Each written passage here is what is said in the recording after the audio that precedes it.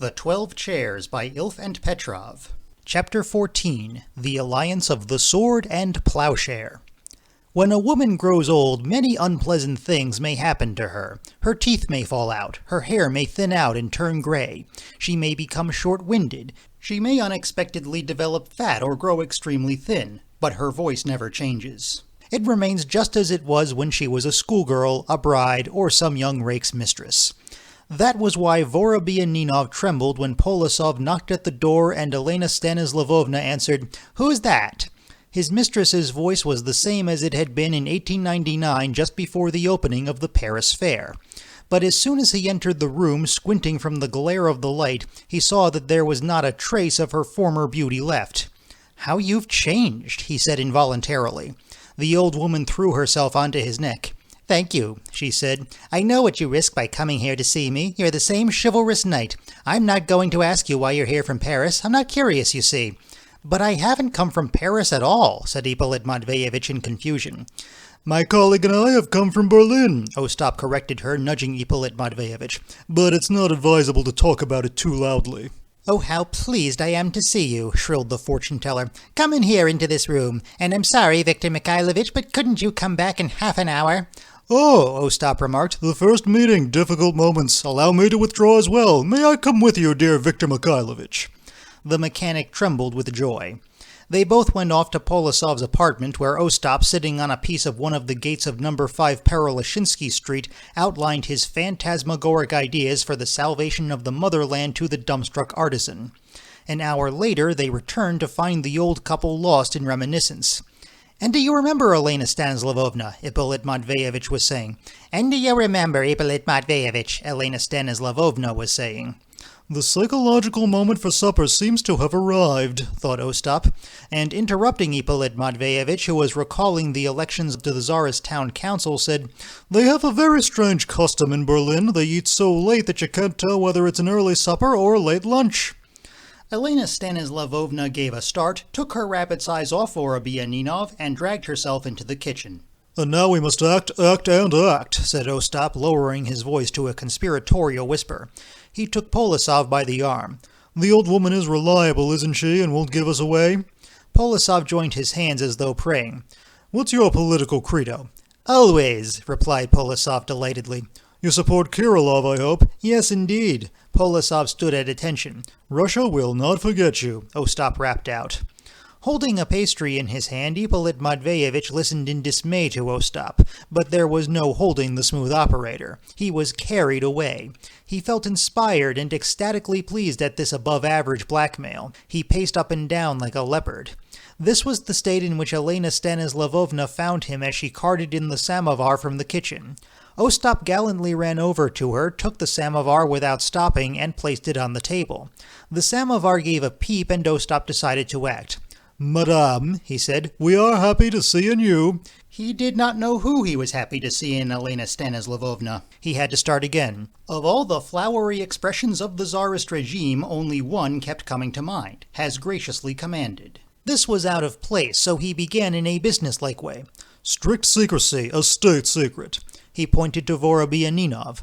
"Who do you think this powerful old man is? Don't say you don't know. He's the mastermind, the father of Russian democracy, and a person close to the emperor."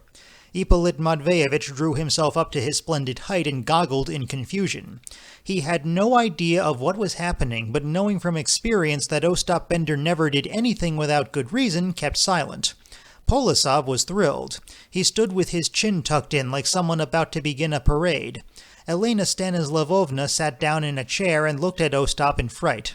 "Are there many of us in the town?" he asked outright. "What's the general feeling?" "Given the absence," said Polosov, and began a muddled account of his troubles. These included that conceited bum, the yard-keeper from No. 5, the 3/8-inch dies, the tramway, and so on. "Good," snapped Ostap. "Elena Stanislavovna, with your assistance, we want to contact the best people in the town who have been forced underground by a cruel fate. Who can we ask to come here?" "Who can we ask? Maxim Petrovitch and his wife." "No women," Ostap corrected her. "You will be the only pleasant exception. Who else?" From the discussion, in which Polosov also took an active part, it came to light that they could ask Maxim Petrovich Cherushnikov, a former Tsarist town councillor who had now in some miraculous way been raised to the rank of a Soviet official, Dyadyev, owner of Fastpak, Kislarsky, chairman of the Odessa Roll Bakery of the Moscow Bun Artel, and 2 young men who were nameless but fully reliable. In that case, please ask them to come here at once for a small conference in the greatest secrecy. Polosov began speaking. I'll fetch Maxim Petrovich, Nikesha, and Volodya, and you, Elena Stanislavovna, be so good as to run down to Fastpak for Kislarsky. Polosov sped off. The fortune-teller looked reverently at Ippolit Matveyevich and also went off. What does this mean? Asked Ippolit Matveyevich. It means, retorted Ostap, that you're behind the times. Why? Because, excuse a vulgar question, but how much money do you have? What money? All kinds, including silver and copper. 35 rubles. And I suppose you intended to recover the entire outlay on the enterprise with that much money? Ippolit Matveyevich was silent. Here's the point, dear boss. I reckon you understand me. You will have to be the mastermind and person close to the Emperor for an hour or so. Why? Because we need capital. Tomorrow's my wedding. I'm not a beggar. I want to have a good time on that memorable day. What do I have to do? Groaned Ippolit Matveyevich. You have to keep quiet. Puff out your cheeks now and then to look important. But that's fraud. Who are you to talk, Count Tolstoy or Darwin? That comes well from a man who was only yesterday preparing to break into Gritsatsuya's apartment at night and steal her furniture. Don't think too much, just keep quiet, and don't forget to puff out your cheeks. Why involve ourselves in such a dangerous business? We might be betrayed. Don't worry about that. I don't bet on poor odds. We'll work it so that none of them understands anything. Let's have some tea. While the concessionaires were eating and drinking and the parrot was cracking sunflower seeds, the guests began arriving at the apartment. Nikesha and Volodya came with Viktor Mikhailovich. He was hesitant to introduce the young men to the mastermind. They sat down in a corner and watched the father of Russian democracy eating cold veal. Nikesha and Volodya were complete and utter gawks. Both were in their late 20s and were apparently very pleased at being invited to the meeting. Cherushnikov, the former Tsarist town councillor, was a fat elderly man. He gave Ippolit Matveyevich a prolonged handshake and peered into his face. Under the supervision of Ostap, the old-timers began exchanging reminiscence. As soon as the conversation was moving smoothly, Ostap turned to Cherushnikov. Which regiment were you in? Cherushnikov took a deep breath. I wasn't, so to speak, in any, since I was entrusted with the confidence of society and was elected to office. Are you a member of the upper class? Yes, I was. I hope you still are. Stand firm. We shall need your help. As Polosov told you, we will be helped from abroad. It's only a question of public opinion. The organization is strictly secret. Be careful. Ostap chased Polosov away from Nikesha and Volodya and asked them with genuine severity, Which regiment were you in? You will have to serve your fatherland. Are you members of the upper class? Very good. The West will help us. Stand firm. Contributions, I mean the organization, will be strictly secret. Be careful. Ostap was on form. Things seemed to be going well. Ostap led the owner of Fastpak into a corner as soon as Elena Stanislavovna had introduced him, advised him to stand firm, inquired which regiment he had served in, and promised him assistance from abroad and complete secrecy of the organization. The first reaction of the owner of Fastpak was a desire to run away from the conspiratorial apartment as soon as possible. He felt that his firm was too solvent to engage in such a risky business. But taking a look at Ostap's athletic figure, he hesitated and began thinking, supposing... Anyway, it all depends on what kind of sauce this thing will be served with. The tea party conversation livened up. Those initiated religiously kept the secret and chatted about the town. Last to arrive was Citizen Kislarsky, who, being neither a member of the upper class nor a former guardsman, quickly sized up the situation after a brief talk with Ostap. Stand firm, said Ostap instructively. Kislarsky promised he would. As a representative of private enterprise, you cannot ignore the cries of the people. Kislarsky saddened sympathetically. Do you know who that is sitting there? Asked Ostap, pointing to Ippolit Matveyevich. Of course, said Kislarsky. It's Mr. Vorobyaninov. That, said Ostap, is the mastermind, the father of Russian democracy, and a person close to the Emperor. 2 years solitary confinement at best, thought Kislarsky, beginning to tremble. Why did I have to come here? The secret alliance of the sword and plowshare, whispered Ostap ominously. 10 years flashed through Kislarsky's mind. You can leave by the way, but I warn you we have a long reach. I'll show you, you son of a bitch, thought Ostap. You'll not get away from here for less than 100 rubles. Kislarski became like marble. That day he had had such a good quiet dinner of chicken gizzards and soup with nuts and knew nothing of the terrible alliance of the sword and plowshare. He stayed. The word's long reach made an unfavorable impression on him. "Citizens," said Ostap, opening the meeting, "life dictates its own laws, its own cruel laws. I am not going to talk about the aim of our gathering, you all know it. Our aim is sacred. From everywhere we hear cries. From every corner of our huge country people are calling for help. We must extend a helping hand, and we will do so. Some of you have work and eat bread and butter. Others earn on the side and eat caviar sandwiches. All of you sleep in your own beds and wrap yourselves in warm blankets. It is only the young children, the waifs and strays, who are not looked after. These flowers of the street, or as the white-collar proletarians call them, flowers in asphalt, deserve a better lot. We must help them, gentlemen of the jury, and gentlemen of the jury, we will do so." The smooth operator's speech caused different reactions among the audience. Polosov could not understand his young friend, the guards officer. What children? He wondered. Why children? Ippolit Matveyevich did not even try to understand. He was utterly sick and tired with the whole business and sat there in silence, puffing out his cheeks. Elena Stanislavovna became melancholy. Nikesha and Vladya gazed in devotion at Ostap's sky-blue waistcoat. The owner of Fastpack was extremely pleased. Nicely put, he decided. With that sauce, I might even contribute some money. If it's successful, I get the credit. If it's not, I don't know anything about it. I just help the children and that's all. Charushnikov exchanged a significant look with Dyadyev, and giving the speaker his due for conspiratorial ability, continued rolling pellets of bread across the table. Kislarski was in seventh heaven. What a brain, he thought. He felt he had never loved waifs and strays as much as that evening. "Comrades," Ostap continued, "immediate help is required. We must tear these children from the clutches of the street, and we will do so. We will help these children. Let us remember that they are the flowers of life. I now invite you to make your contributions and help the children alone and no one else. Do you understand me?" Ostap took a receipt book from his side pocket. "Please make your contributions. Ippolit Matveyevich will vouch for my authority." Ippolit Matveyevich puffed out his cheeks and bowed his head. At this, even the dopey Nikesha and Vladya, and the fidgety mechanic too, realized the point of Ostap's illusions. "In order of seniority, gentlemen," said Ostap, "we'll begin with dear Maxim Petrovich." Maxim Petrovich fidgeted and forced himself to give 30 rubles. "In better times I'd give more," he declared. "Better times will soon be coming," said Ostap. "Anyway, that has nothing to do with the children who I am at present representing." Nikesha and Vladya gave 8 rubles. "That's not much, young men." The young men reddened. Polosov ran home and brought back 50. "Well done, hussar," said Ostap. "For a car-owning hussar working by himself, that's enough for the first time. What say the merchants?" Dyadyev and Kislarski haggled for some time and complained about taxes. Ostap was unmoved. "I consider such talk out of place in the presence of Ippolit Matveyevich." Ippolit Matveyevich bowed his head. The merchants contributed 200 rubles each for the benefit of the children. 485 rubles in all," announced Ostap. 12 rubles short of a round figure." Elena Stanislavovna, who had been trying to stand firm for some time, went into the bedroom and brought back the necessary 12 rubles in a bag. The remaining part of the meeting was more subdued and less festive in nature. Ostap began to get frisky. Elena Stanislavovna drooped completely. The guests gradually dispersed, respectively taking leave of the organizers. "You will be given special notice of the date of our next meeting," said Ostap as they left. "It's strictly secret. The cause must be kept secret. It's also in your own interest, by the way."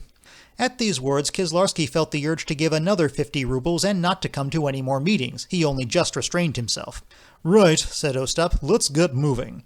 Ippolit Matveyevich, you, I hope, will take advantage of Elena Stanislavovna's hospitality and spend the night here. It'll be a good thing for the conspiracy if we separate for a time anyway, as a blind. I'm off." Ippolit Matveyevich was winking broadly, but Ostap pretended he had not noticed and went out into the street. Having gone a block, he remembered the 500 honestly earned rubles in his pocket. "Cabby," he cried, "take me to the Phoenix." The cabby leisurely drove Ostap to a closed restaurant. "What's this, shut?" "On account of May Day." "Damn them, all the money in the world and nowhere to have a good time. All right then, take me to Plankenoff Street, do you know it?" "What was the street called before?" asked the cabby. "I don't know." "How can I get there?" "I don't know it either." Ostap nevertheless ordered him to drive on and find it. For an hour and a half they cruised around the dark and empty town, asking watchmen and militiamen the way.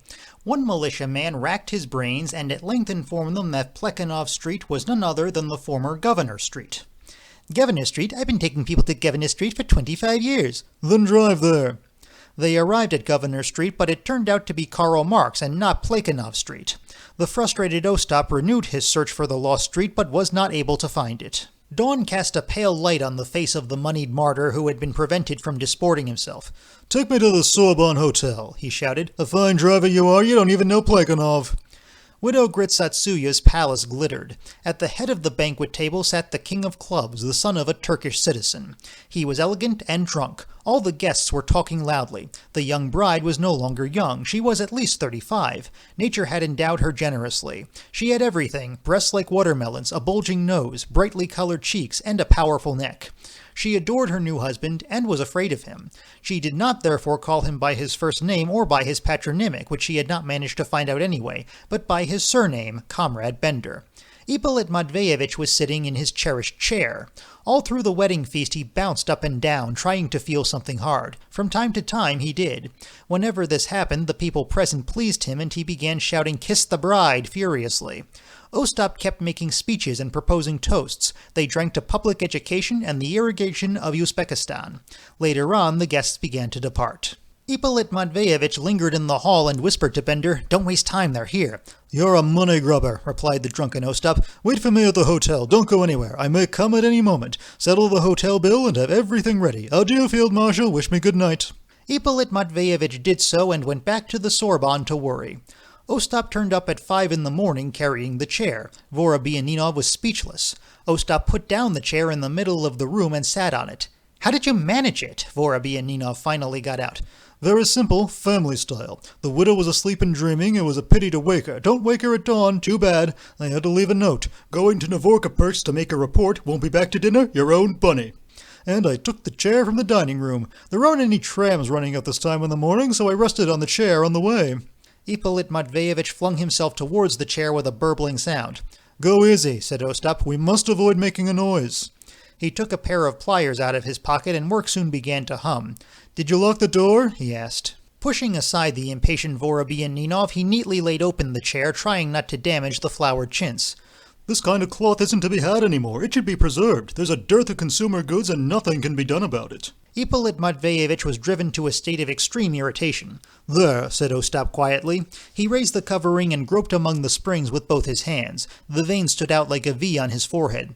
"Well?" Ippolit Matveyevitch kept repeating in various keys. "Well?"